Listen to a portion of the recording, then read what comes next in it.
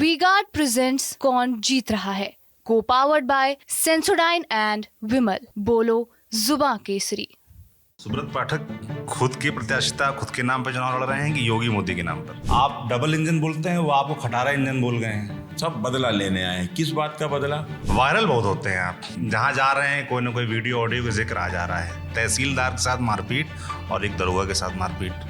कोई मारपीट नहीं है, आप जाकर पता कर लो। क्या रिपोर्ट कार्ड है? क्या आपने बड़े काम किए कन्नौज के लिए? जो काम थे हमने उनको यहाँ के ऊपर पूरा करने का काम किया। किसानों के बीच अन्ना जानवर बहुत बड़ा मसला। तो इस क्षेत्र में चूंकि यादव मजे का है और सब गौपालक होते हैं, ज़्यादातर किसान, उनके पास में जानवर होते हैं, जानबूझकर छोड़ देना। तो जो प्रेम हमको कन्नौज से वो कभी अखिलेश को नहीं हो सकता। गलती से अगर जीत भी गए यहाँ पर तो भी इस्तीफा देकर वापस चले जाएंगे।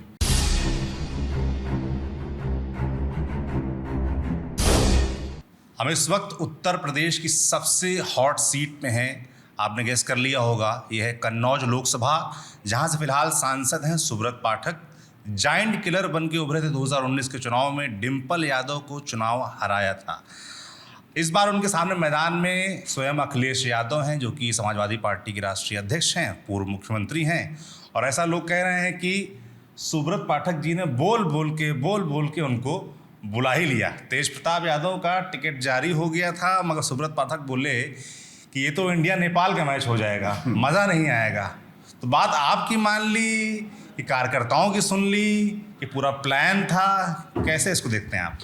नहीं, देखो, वो अस्तित्व बचाने आए हैं। अगर कन्नौज से उनकी पार्टी की जमानत जब्त हो जाती तो स्वाभाविक है इनको काफ़ी बुरा लगता। और इनका जो उद्देश्य था कि उन्हें बदला लेना है, उनका उद्देश्य पूरा नहीं होता। तो इनका ये चुनाव यहाँ से लड़ना, देखो, अखिलेश यादव सांसद बनकर यहाँ न तो प्रधानमंत्री बनने जा रहे हैं, कोई स्कोप ही नहीं है। और कुल 63 सीटों पर चुनाव लड़ रहे हैं। प्रधानमंत्री बनने के लिए 273 सीटें चाहिए। तो सांसद तो आप, प्रधानमंत्री आप बनना नहीं है, मुख्यमंत्री का यह चुनाव नहीं है, सांसद बनकर कर क्या लोगे? उत्तर प्रदेश में योगी आदित्यनाथ, दिल्ली में मोदी जी फिर से प्रधानमंत्री बनने जा रहे हैं। तो गलती से अगर जीत भी गए यहाँ पर तो भी इस्तीफा देकर वापस चले जाएंगे, क्योंकि नेता विपक्ष का पद तो छोड़ना नहीं है। तो ये क्या आपको बताया आपको उन्होंने? नहीं, सभी लोग जानते हैं ना, समझते कि भाई आए ना, चूंकि क्यों आए हैं, सब बदला लेने आए हैं। किस बात का बदला? क्यों उन्होंने सुब्रत ने हमें डिम्पल यादव को हरा दिया? अरे यार, हमने थोड़ा ही ना हरा दिया, कन्नौज की जनता ने हराया।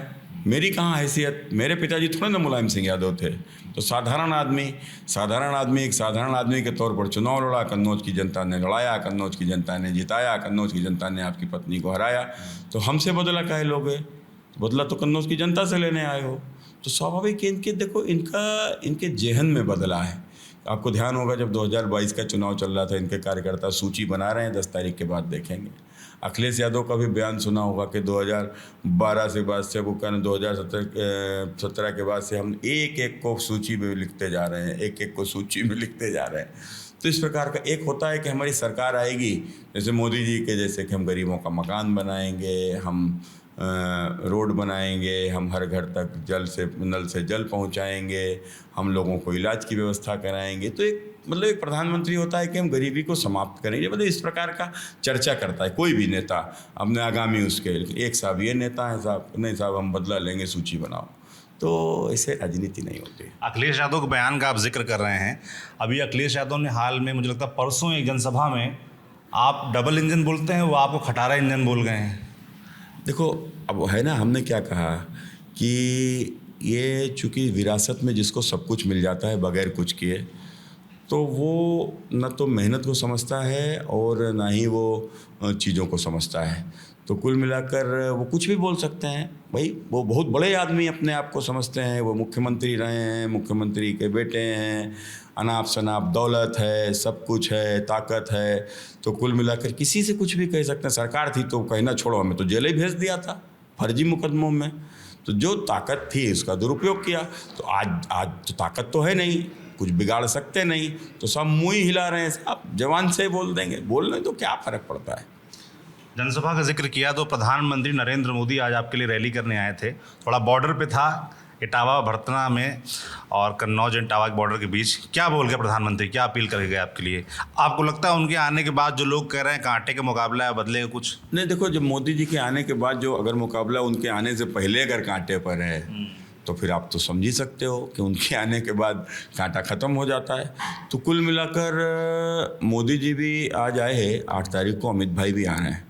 और कल जिस प्रकार की योगी जी की रैली हुई, भूतो न भविष्यते, इतनी बड़ी, तो जिस प्रकार से मोदी जी की रैली होती है उस प्रकार का इम्पैक्ट योगी जी की रैली का कल विधूना विधानसभा में था।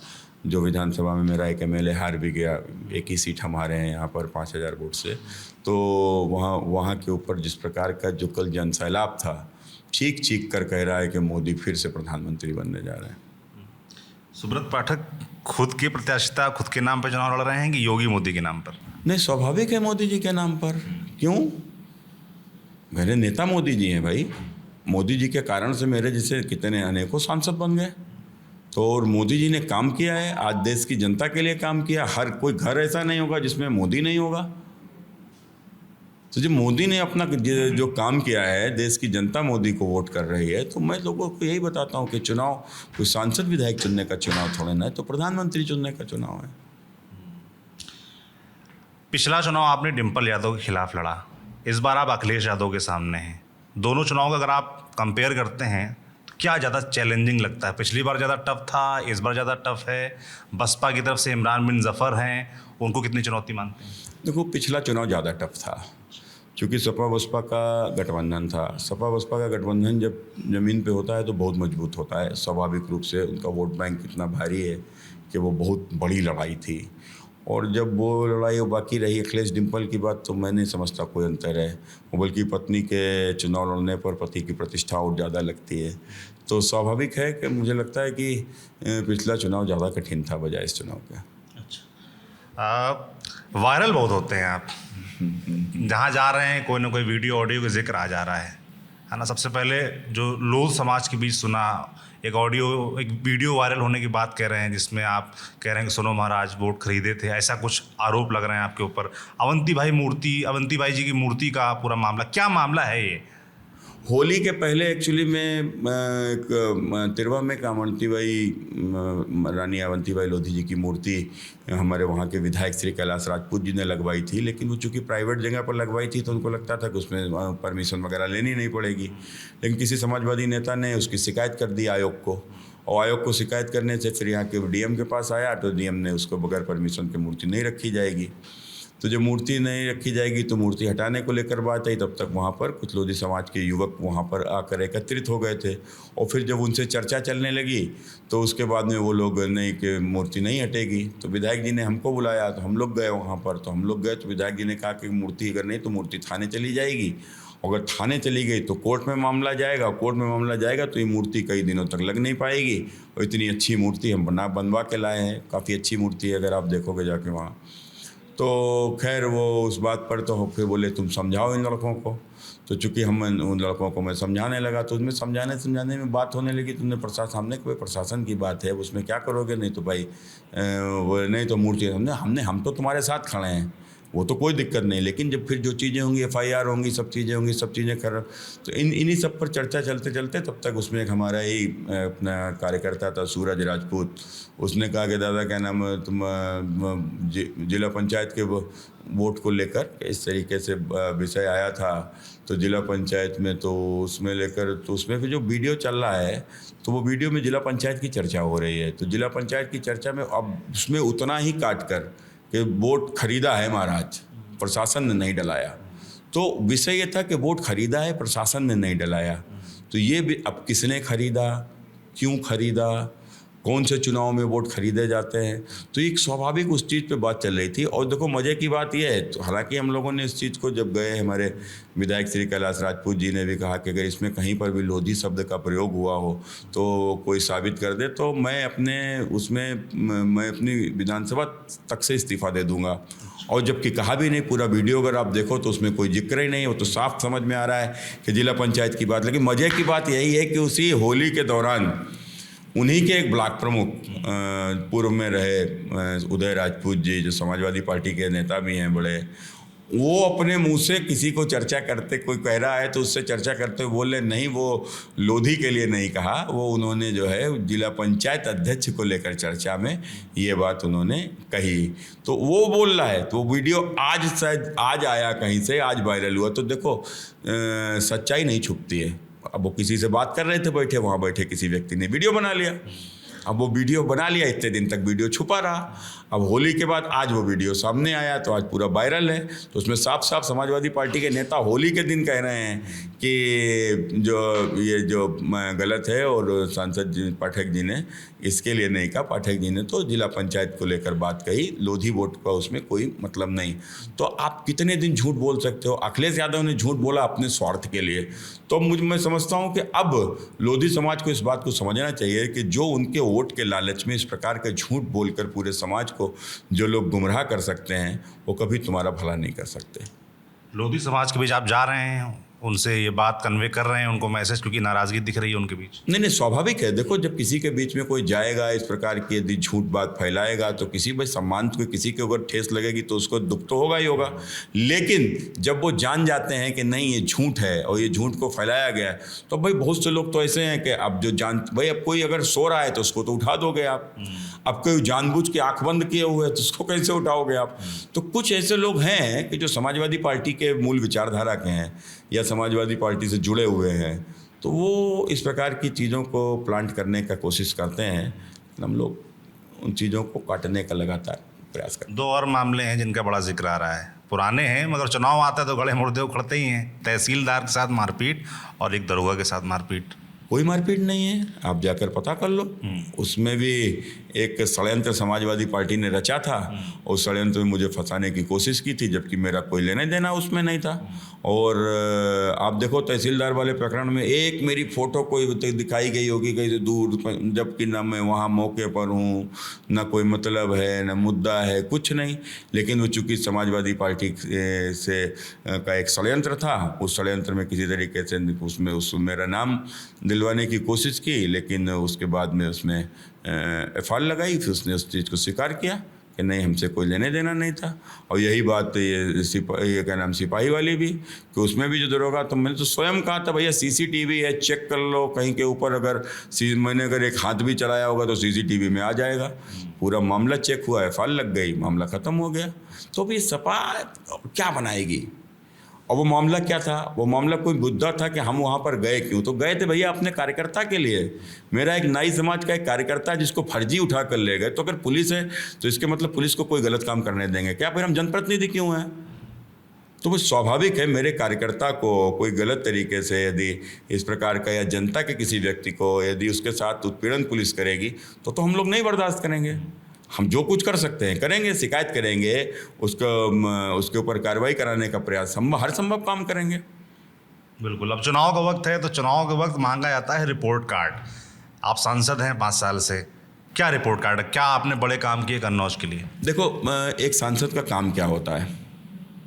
अब यहाँ के ऊपर एक नैरेटिव सेट करने की कोशिश की जाती है कि सांसद ने किया क्या।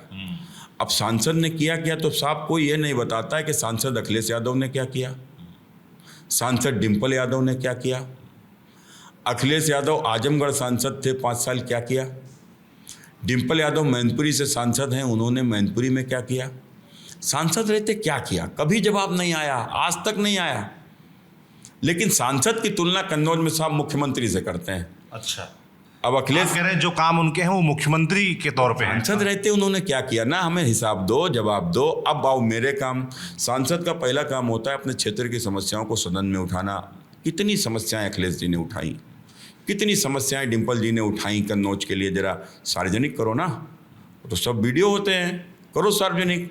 कर उठाई नहीं, कभी गए नहीं साहब, सांसद जाते ही नहीं हैं। वो तो केवल राजनीतिक पर्यटक हैं, ये लोग पिकनिक करते हैं। चूँकि इनको मिला हुआ है अपना परिवार से पैतृक, तो वही केवल उनका जो अपना है। और कभी सदन में कोई समस्या कन्नौज को लेकर उठाई नहीं, ना खुद ने, ना खुद की पत्नी ने। अब कन्नौज के लिए जो किया तो कोई एहसान नहीं किया मुख्यमंत्री रहते हुए, क्योंकि मुख्यमंत्री अगर आपको बने हो तो कन्नौज के कारण से 30 साल कन्नौज ने समाजवादी पार्टी को यहाँ से सांसद दिया है जी। अखिलेश, मुलायम, डिम्पल, उससे पूर्व के भी तमाम इनके सपा के नेता। तो आपने कौन सा एहसान कर दिया कन्नौज को ऊपर? और उसके बाद में फिर क्या मुख्यमंत्री की तुलना सांसद? अरे मुख्यमंत्री की तुलना करना है तो करो भैया, सरकार से करो। मुख्यमंत्री की तुलना करनी है तो हमारे योगी जी से करो। अब आपने अगर मेडिकल कॉलेज यहाँ पर बनाया आपकी सरकार ने, तो हम क्या यहाँ दूसरा मेडिकल कॉलेज बना देते? हमारी सरकार ने मेडिकल कॉलेज औरैया में बनाया, औरैया में भी तो मेरी कॉन्स्टिट्यूंसी आती है। हमारी सरकार ने मेडिकल कॉलेज कानपुर देहात में बना रही है, वहाँ भी तो मेरी कॉन्स्टिट्यूंसी आती है। आपने अगर एक्सप्रेस वे बनाया आगरा लखनऊ, तो हमने भी तो यहाँ जीटी रोड बनाया। आप देखो कितना शानदार एक्सप्रेस वे है जीटी रोड में। आप अधूरी योजनाएं छोड़ गए थे, आपकी पूरी कराने का काम हमने किया। कौन सी? हमने जो सदन, सारी योजनाएं इनकी कौन सी योजना इनकी पूरी थी भाई? किसान मंडी 30% पूरी नहीं थी, 70% पूरा काम करने का काम हमने किया। ये फॉरेंसिक लैब केवल बाउंड्री बना के छोड़ के गए थे, उसको पूरा करने का काम हमने किया। यहाँ के ऊपर पैरा मेडिकल कॉलेज, उसको पूरा करने का काम हमने किया। यहाँ के ऊपर जो इंजीनियरिंग कॉलेज, उसको पूरा करने का काम, प्लस वहाँ के ऊपर बोर्डिंग बनाने का काम हमने किया। मेडिकल कॉलेज जो रिफर सेंटर था, उसमें आज ऑक्सीजन प्लांट, जनरेटर से लेकर बहुत सारी सुविधाएँ। आज वहाँ पर जाओ, चले जाओ आप, ओटी होती है। पहले तो केवल रिफर सेंटर था, कोई जाता था जुकाम में भी तो भी रिफ़र कर दिया जाता था। आज बड़े बड़े ऑपरेशन वहाँ के ऊपर होते हैं। कैंसर अस्पताल वहाँ के ऊपर चालू हो गया है। आज कीमो हो रही है, डायलिसिस हो रही है, बहुत सारी यहाँ के ऊपर इस प्रकार की सुविधाएं हैं। हम लोगों ने पीजी के लिए लिखा है, भारत के सरकार के मंत्री जी से हम लोग मिले भी थे, स्वास्थ्य मंत्री से, तो उन्होंने यहाँ के लिए पीजी क्लासेस के लिए नोटिफिकेशन भेजा है। आगे आने वाले दिन 56 पीजी क्लासेस भी यहाँ शुरू हो जाएंगी। विभिन्न रोगों के तमाम ऐसे अच्छे विशेषज्ञ डॉक्टर यहाँ से निकलेंगे। तो सब कुल मिलाकर जो आपने किया उसको हमने आगे, हमने इसको रोका तो नहीं। हम चाहते रोक कर हमको दूसरा प्रोजेक्ट ले आते, तो अगर हम दूसरा प्रोजेक्ट ले आते तो ये पैसा सरकार का बर्बाद होता कि नहीं होता? सरकार का पैसा भी बर्बाद होता। और जैसे पहले चलता था, 40-40 साल पुरानी योजनाएं लंबित पड़ी नहीं है, योगी जी ने आने के बाद, मोदी जी ने आने के बाद उनको पूरा किया। उत्तर प्रदेश में कितनी सारी ऐसी योजनाएं, चाहे सिंचाई की योजनाएं, अन्य तमाम 20 साल पुरानी, 30 साल पुरानी, कोई दूसरी सरकार चालू करके गई, अगली सरकार आई रोक दिया। हम लोगों ने सब नहीं किया। कोई योजना थी, माने किसान मंडी थी, यहाँ के किसानों का इससे हित हो सकता था, हमने इसको पूरा किया। जो काम थे हमने उनको यहाँ के ऊपर पूरा करने का काम किया। इसके अतिरिक्त जो हमने सदन में जो कन्नौज के आलू के किसानों की समस्या हमने रखी, फूलों के किसानों की समस्या हमने रखी, इत्र उद्योग से जुड़े समस्या हमने रखी, यहाँ के रेलवे के लिए रेलवे की समस्या हमने सदन के ऊपर रखी। और उसका परिणाम भी आया। उसका परिणाम ये आया कि हमारे यहाँ यही स्टेशन थे, ट्रेनें वही निकलती थीं, लेकिन ट्रेनें यहाँ रुकती नहीं थीं। हमने 6 लंबी दूरी की ट्रेनें यहाँ पर स्टॉपेज कराई हैं, कन्नौज में, हमारे झींझक में, गुरसाईगंज में, जसोदा में। तो और कन्नौज का रेलवे स्टेशन भी आप देखो आने वाले दिनों में बिल्कुल एयरपोर्ट के जैसा, अगले 1.5 साल में काम शुरू है वहाँ के ऊपर। तो 1-1.5 साल में केवल ये बिल्कुल एयरपोर्ट के माफिक दिखाई पड़ेगा। तो देखो, हमारा कन्नौज है, हमारी मातृभूमि है, हमें इससे प्यार है। और हम लोगों को इससे मतलब कहते हैं ना, जननी जन्मभूमि से चाह स्वर्गादपि गरीयसी। तो जो प्रेम हमको कन्नौज से, वो कभी अखिलेश को नहीं हो सकता। और इस बात को हमने कहा भी था। वो जो पिछले लोकसभा के चुनाव में जो डिम्पल यादव जी को नॉमिनेशन कराने आए थे, तो उन्होंने यहाँ का अपने भाषण में कहा था कि मैं जितना प्रेम डिम्पल को करता हूँ उतना प्रेम मैं कन्नौज को भी करता हूँ। मैंने उनके इस भाषण को पढ़ा था अखबार में। फिर उसके दूसरे तीसरे दिन मेरा भी था नॉमिनेशन। तो मैंने अपने नॉमिनेशन के दिन कहा था, हमने कन्नौज, अखिलेश जी आए थे, कह रहे थे कि मैं जितना प्रेम डिम्पल को करता हूँ उतना प्रेम कन्नौज को भी करता हूँ। हमने अखिलेश जी, बस यही तो हमें आपसे जुदा करता है, क्योंकि मैं जितना प्रेम अपनी जन्म देने वाली माँ को करता हूँ, उससे कहीं अधिक प्रेम अपने इस कन्नौज की धरती माँ को करता हूँ। क्योंकि ये हमारे बुजुर्गों की भूमि है, हमारे पितरों की भूमि है, हमारी जन्मभूमि है, हमारी मातृभूमि है। और इसके लिए जिएंगे, मरेंगे, सब कुछ करेंगे। 3 मुद्दे और हैं जो मैं आपसे जानना चाहूँगा। व्यापारियों के बीच, क्योंकि इत्र नगरी है ये, तो परफ्यूम पार्क जो इत्र पार्क है उसको लेकर मैं स्टेटस जानना चाहूँगा, क्योंकि लोग कह रहे हैं कि जितना तेज़ी से काम वहाँ होना चाहिए तो हो नहीं रहा है। देखो बिल्कुल ठीक बात है और लोगों से मैं भी सहमत हूँ। 2 साल 2.5 साल कोरोना के लंबे निकल जाने के कारण से कुछ बजट की भी समस्याएं नहीं, बहुत सी समस्याएं रहीं, काम भी प्रभावित रहे, तो उस कारण से वो काम ज़रूर ठहरा था। लेकिन उसके बाद फिर उस काम को तेज़ी से पूरा किया। आज बाउंड्री बन गई है, सब प्लाटिंग आटिंग की तैयारी है और शायद कुछ प्लाट वहाँ के ऊपर लोगों ने परचेज़ भी कर लिए हैं। कुछ चीज़ों के रेट को लेकर लोग शिकायत कर रहे थे, ज़्यादा लेकर थोड़ा शिकायत था, तो मुख्यमंत्री जी आए थे तो हमने कहा भी था, तो उन्होंने कहा कितना कर दिया जाए। हमने यहाँ के व्यापारी चाहते हैं कि आधा रेट कर दिया जाए, तो बस थोड़ा इशू है। तो मुझे लगता है तब तक आचार संहिता लग गई, नहीं तब तक वो भी सॉल्व हो जाता। अब जैसे ही इसको सॉल्व करके तुरंत हम लोग इस पर काम शुरू, अब तो प्लाटिंग ही करना है, काम शुरू हो जाएगा।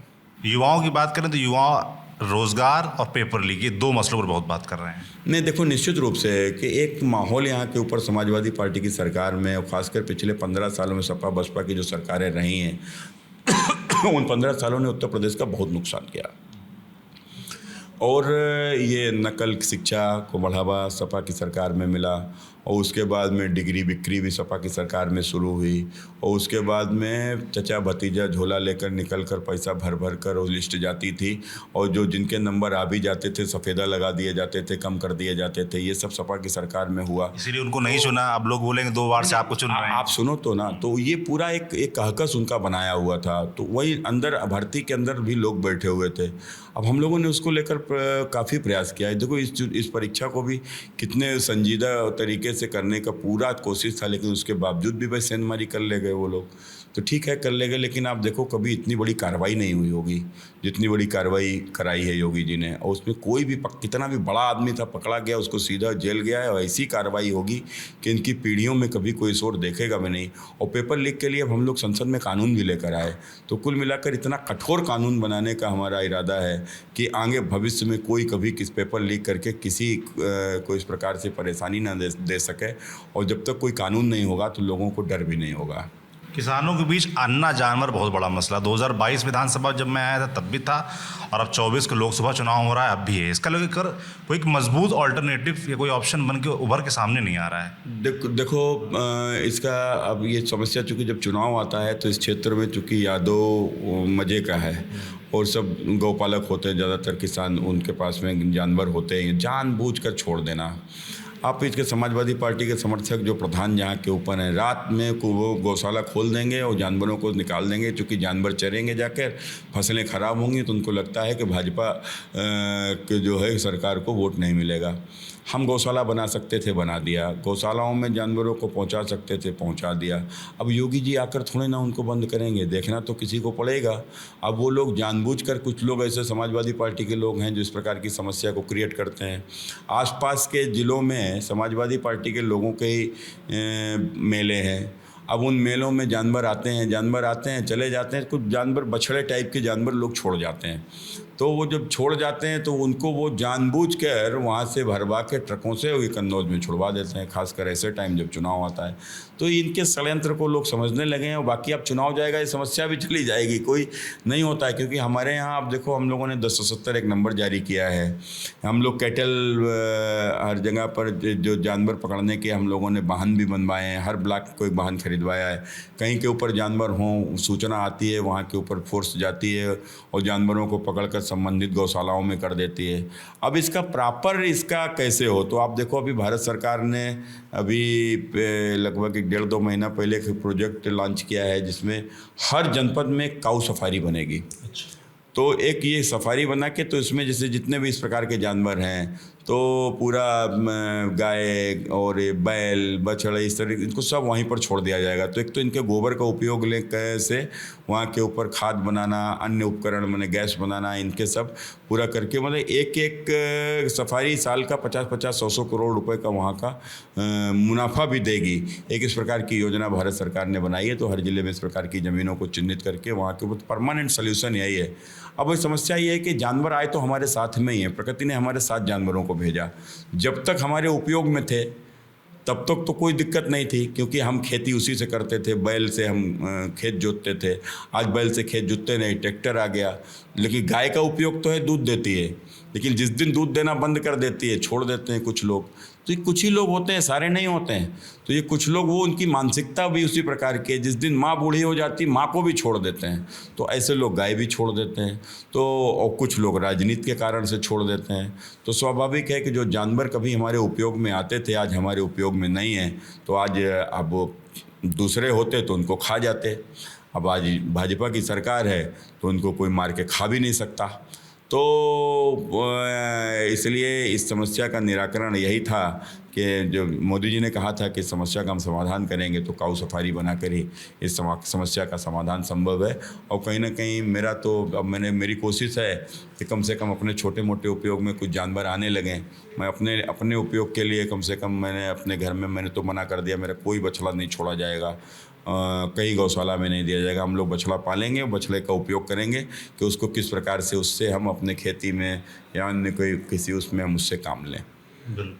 राजनीतिक क्षेत्र में दो चीज़ों की बड़ी चिंता भी जताई जा रही है, जो वोट परसेंटेज घट रहा है, आप देख रहे होंगे। और एक चर्चा ये भी कि चुनाव में थोड़ा नीरस है। इन दोनों चीज़ों को कैसे देख रहे हैं, और वोट परसेंटेज बढ़वाने के लिए कन्नौज में क्या प्रयास हो रहे हैं?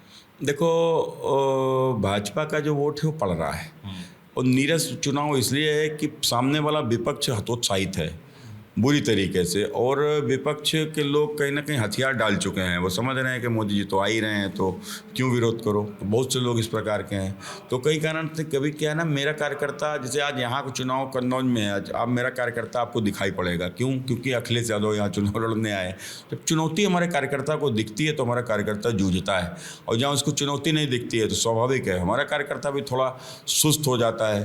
तो इसलिए ये हो सकता है कि वोटिंग परसेंटेज कुछ कम रही हो, लेकिन फिर अगले चरण में 5% सुधरी, और इस चरण में आप देखिएगा तीसरे चरण में कल के बाद परसों, उसके बाद में फिर हमारे यहाँ जब चौथा चरण का चुनाव होगा तो कन्नौज में ऐतिहासिक वोटिंग होगी।